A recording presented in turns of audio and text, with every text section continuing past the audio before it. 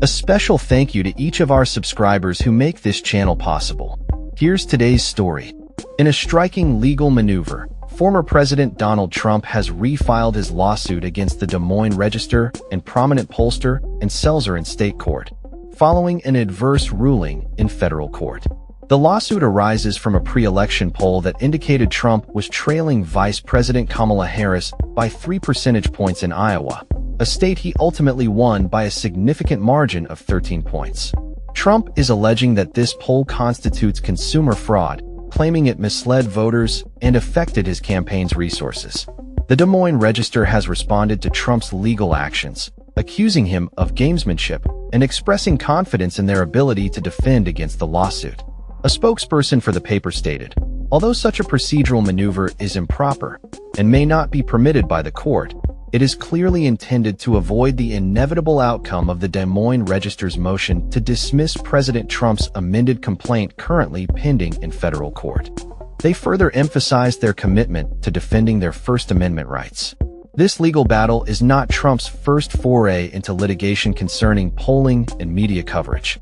Last December, he filed a similar lawsuit under the Iowa Consumer Fraud Act, following a pattern seen in his previous legal actions, including a lawsuit against CBS regarding the editing of an interview with Harris on 60 Minutes. In both instances, the defense has argued that consumer protection laws do not extend to news coverage, labeling Trump's claims as frivolous. Adding complexity to the situation, Trump's lawsuit comes just as Iowa's new anti-SLAPP statute is set to take effect. This law is designed to protect free speech by allowing courts to dismiss baseless lawsuits that threaten it. The timing of Trump's refiled lawsuit has raised eyebrows, with critics suggesting it is a strategic move to avoid the protections that the new law will afford the defendants. Bob Kornrevier, chief counsel of the Foundation for Individual Rights and Expression, FIRE, which is representing Selzer, stated, "The procedural gamesmanship is obvious and improper. Whatever court ultimately reviews this matter, FIRE will defend J. and Selzer's First Amendment rights, and we remain confident the courts will see through this sham lawsuit." In his filings, Trump's legal team has argued that the poll had the foreseeable and intended effect of influencing voter behavior, demoralizing Republican supporters, and distorting media narratives in the final stretch before voting.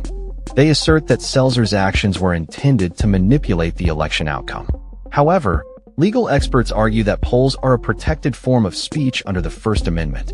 Defendants in the case have previously contended that in the United States, there is no such thing as a claim for fraudulent news, pointing out that no court has ever recognized such a cause of action.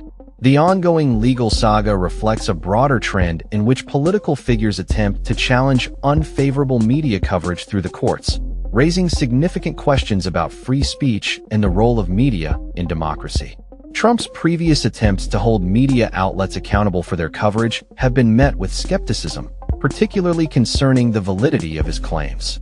As the situation unfolds, it remains to be seen how the state court will respond to the refiled lawsuit and whether the anti-SLAPP statute will play a role in the proceedings.